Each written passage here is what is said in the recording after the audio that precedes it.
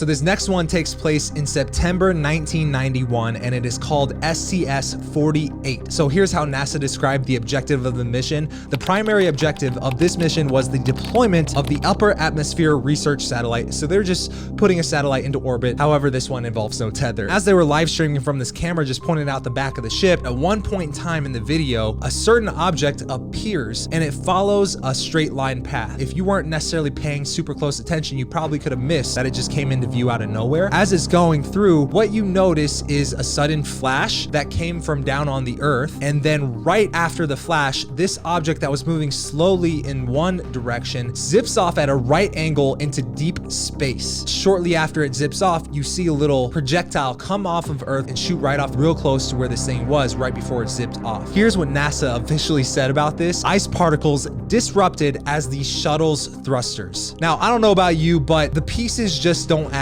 up to me. Yeah, maybe that could have been misconstrued as an ice particle that was actually really close. However, when you combine that with the fact that it materialized, when you combine that with the fact that it only zipped off after you saw a flash, when you line up all those different events, I think the odds are a lot more likely that it was something in the orbit that did in fact dodge that thing. And here's the craziest part of this footage. After this projectile shot off into deep space, NASA panned the camera away and cut the feed. And days later, when people tried to go back and view it or find it, NASA said that footage no longer exists. Officially, they have erased the footage. Now, the only reason I was able to show you this video in the first place was because some people who were watching this public live stream were actually recording it, and they are the sources of the footage now, which just goes to show, what are they trying to cover up? Why does the footage no longer exist? That does not seem like something that a government agency like NASA would be doing, is just randomly deleting files they don't want people to ask about.